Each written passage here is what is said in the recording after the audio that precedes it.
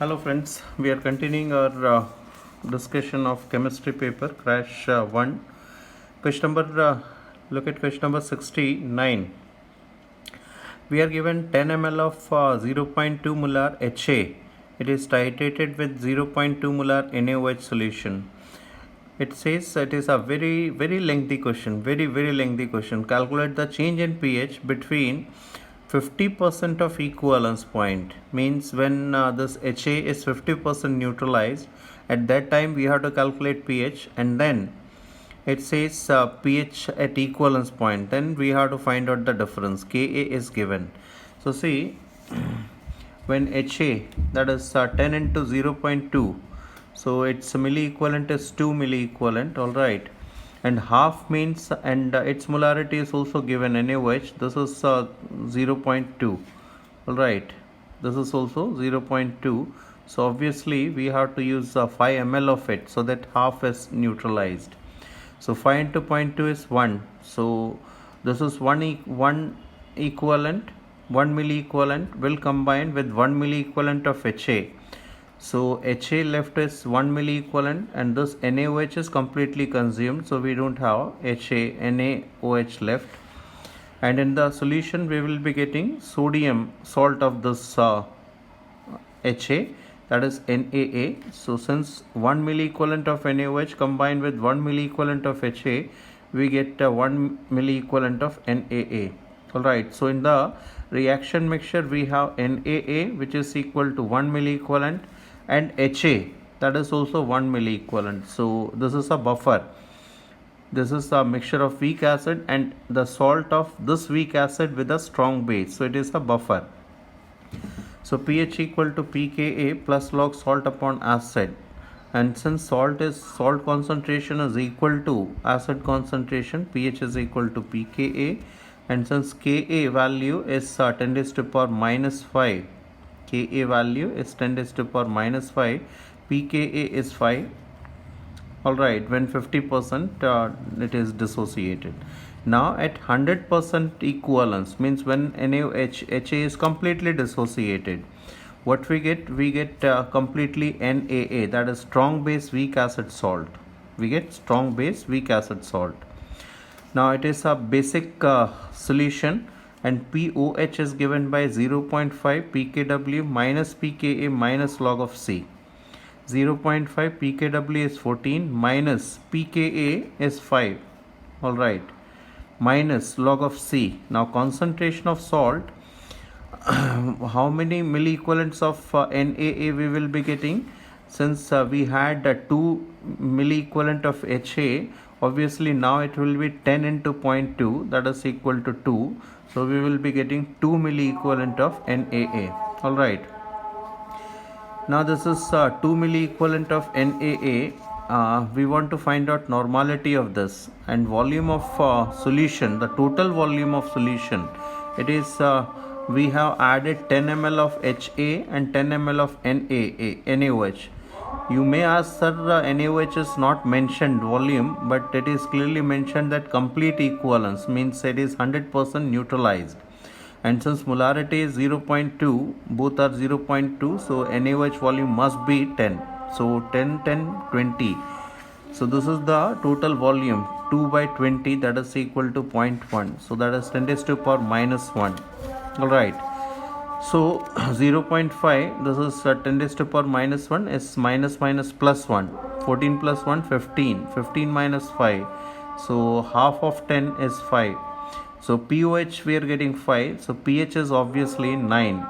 So this is the after complete neutralization we are getting pH equal to 5, and when half neutralized it was 5.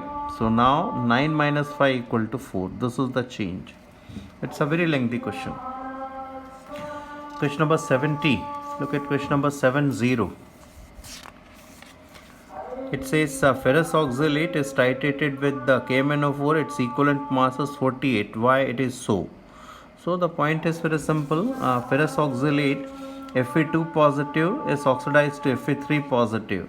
The change in oxidation state is 1, and C2O4 is oxidized to CO2. C2O4 is oxidized to CO2. Alright. So here it is twice of C3 positive, that is the oxidation state of carbon in oxalate ion. Twice of C3 positive, 2 into 3 6, and it is oxidized to CO2 where the oxidation state of carbon is plus 4. So 2 into 4 is 8. So it is 1 plus 2 equal to 3. So this is the total change in oxidation state. That is why it is the molar mass is divided by 3. That is why we get 48. So correct answer is fourth option, oxidation. That is all right, 1/3 of molar mass, because it is divided by 3. All right.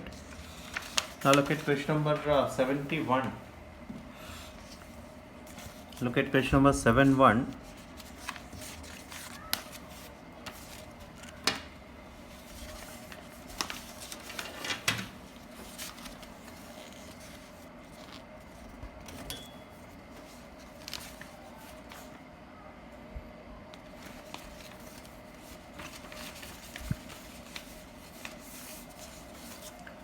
Look at question number 71. The number of moles of KMnO4 that will be required to react with the 1 mole of SO3 2 negative in acidic media. Alright, it is clearly mentioned. So see, in KMnO4 and SO3 2 negative, they are equated. SO3 2 negative will be oxidized to SO4 2 negative. This is the only option, because the oxidation state of sulfur and SO3 2 negative is plus 4. It will be oxidized to plus 6 only. So the change in oxidation state is 2. This is valence factor. So this is equivalence equal to moles into valence factor of KMnO4 equal to moles into valence factor of SO3 2 negative. Number of moles of KMnO4 we want to calculate. Valence factor of KMnO4 you must know. In acidic media it is 5. In neutral or basic media it is 3. And in strong basic media it is 1. And SO3 valence factor is 2. That you should know. Means normally whenever a substance is oxidized, it is oxidized to the next higher oxidation state. So plus 4, after plus 4 it is plus 6 only. So 2. So moles is equal to 2 by 5. Alright, 71, correct answer is first option. Now look at 72. We are given mole percentage of Fe2 positive in non-stoichiometric oxide, that is Fe 0.960. So we can what we can do, just find out the oxidation state of this Fe in this non-stoichiometric compound.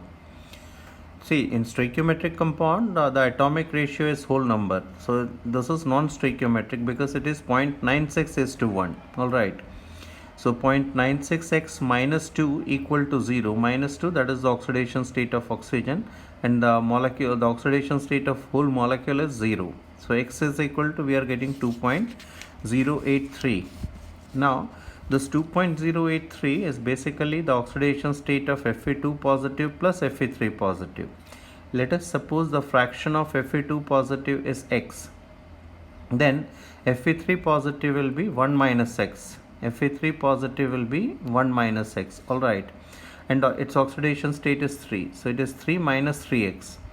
Or 3x minus 2x equal to x. That is equal to 3 minus 2.083. That is equal to 0.917 or 91.7%. This is Fe2 positive. Remaining will be Fe3 positive. Alright. This is 3 minus 3x, and minus 3x goes here, it becomes plus 3x, 2x goes there, again it becomes minus. So 3x minus 2x is equal to x. So x equal to 3 and 2.083 goes here, it becomes minus 2.083. So this is the difference, x. Alright. So look at question number 73. Question number 73. 24 grams of carbon react with the 38.4 grams of oxygen gas in such that the no reactant remain. Calculate moles of carbon monoxide obtained in the reaction. Alright, we are treating 24 grams of carbon with 38.4 grams of oxygen. Let us see. So this is the reaction. Twice of carbon plus oxygen gives twice of CO, and then CO will be oxidized to CO2. So let us see how much CO we should get. See, 12 we are taking 24 grams of carbon. We are taking 24 grams of carbon. This 24 grams of carbon will combine with 32 grams of oxygen to produce 28 into 2, that is 56 grams of carbon monoxide. Alright, so initial we were having oxygen mass 38.4, that is mentioned in the numerical. And how much oxygen is consumed for CO formation? It is 32. So how much is left? See, 6.4 gram is left. Now see, this 6.4 grams of oxygen. Now what will happen to 6.4 grams of oxygen? Let us see.